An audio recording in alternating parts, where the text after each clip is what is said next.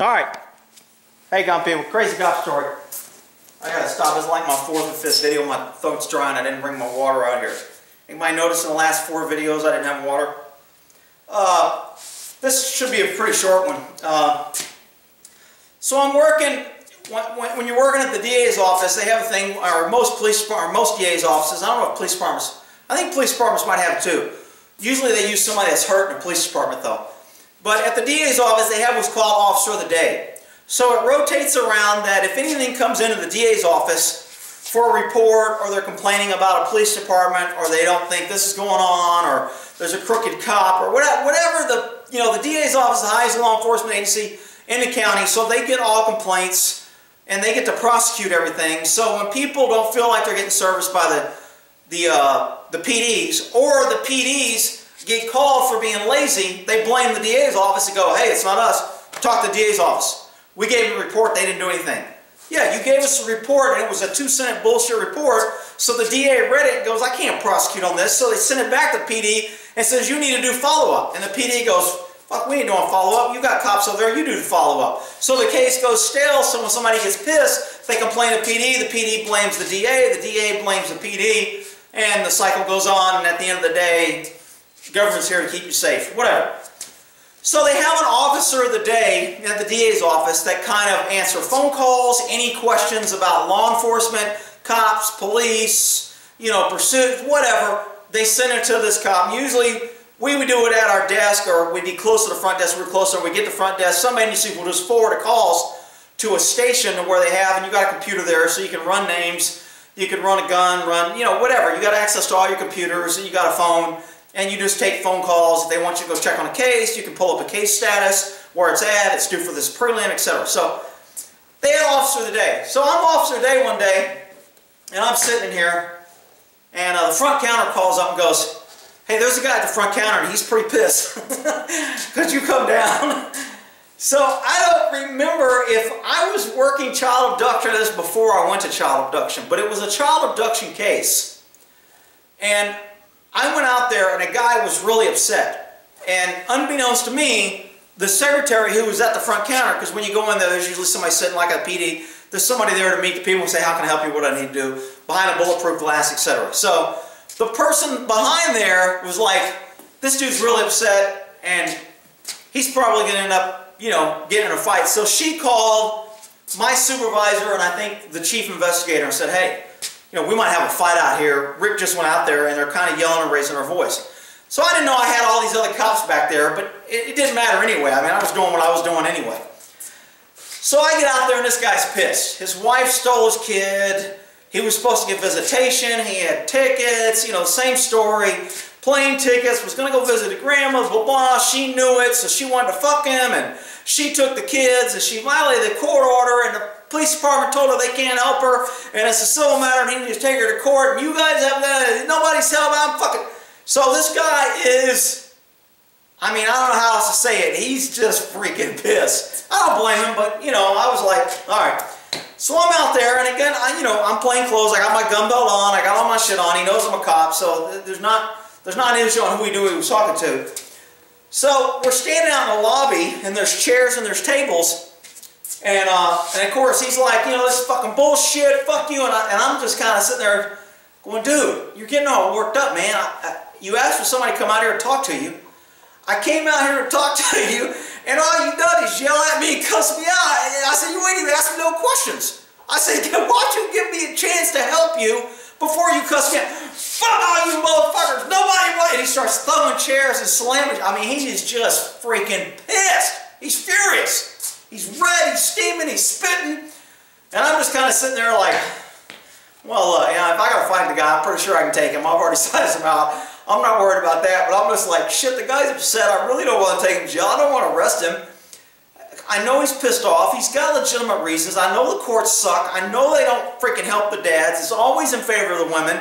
He's getting screwed. He's out of his money. His parents were expecting him. He don't know where his kid's at, and nobody can help him. So he calms down for a second. I go, dude, look.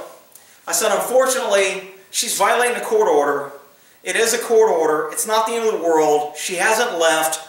Evidently, she called the cops and told them where she's at, so she's not trying to hide. So there's no abduction. You really can't do much. The only thing you can do is wait for the next guy. That's fucking bullshit! And he's throwing chairs again.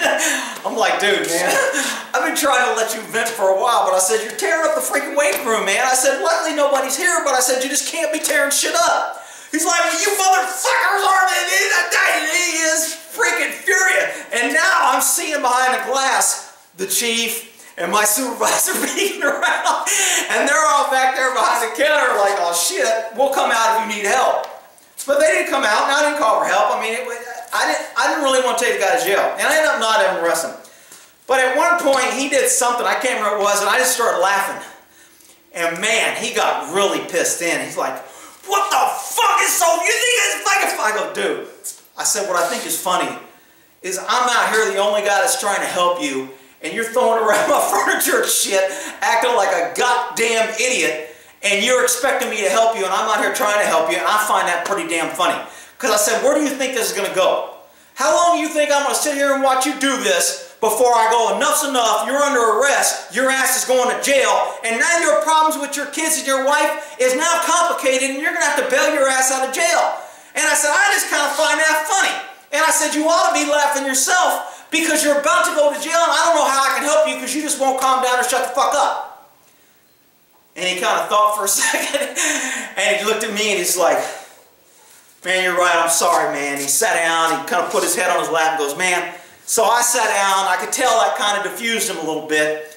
He sat down, I sat down, and I go, dude, I'm telling you how you can fight this. I know what's going on. She's manipulating the law. You can take her to court. You're going to win. You're going to get extra visitation. You can turn this in to a good thing. I said, I will even go in and testify that you came in, that you were upset and she wrong. I said, I'll be your witness for everything you're telling me. You'll have a witness.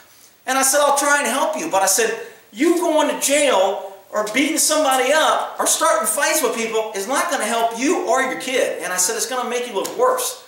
And I said, so you just go have a drink, go chill out, go do something. But I said, what you don't want to do is come in here and throw around the furniture and start yelling at everybody, calling them motherfucker, and expect nothing's good's going to come out of it. So he's like, you're right, man, you're right.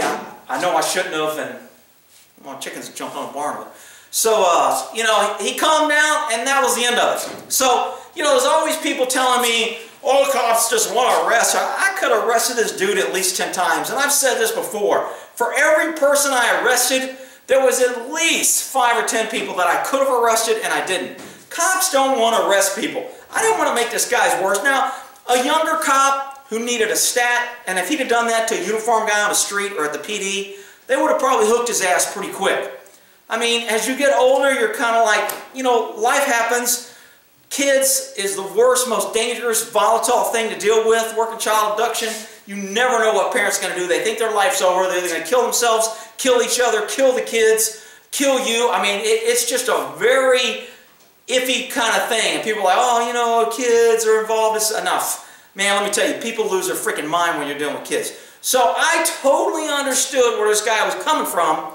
I didn't want to fight him. I didn't want to take him to jail. I could have. I had superior force. I'm pretty sure I could have took him. He wasn't that big of a dude. I had backup behind the counter, but, you know, the end of the guy ended up leaving. I gave him my card. I talked to him. He calmed down. He was like thanking me at the end. He shook my hands, left. I went back behind the counter.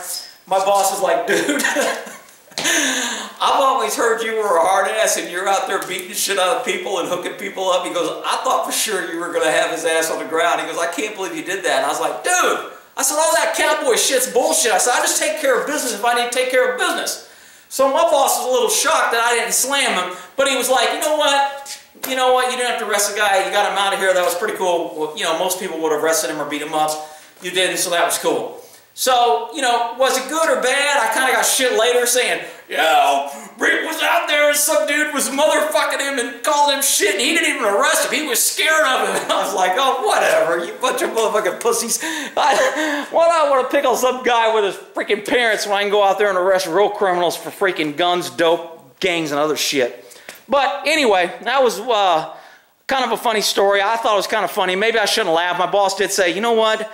When you laughed, I kind of thought that was a little inappropriate, but it did seem to kind of take him off his game and disorient him a little bit. And I was like, well, I said sometimes when I'm laughing, it's not a good thing because I don't really know what else to do. So right before I freaking lose it, I'll just kind of laugh. And, you know, sometimes it's a warning, but it worked out, so it is what it is. All right, we'll end that there.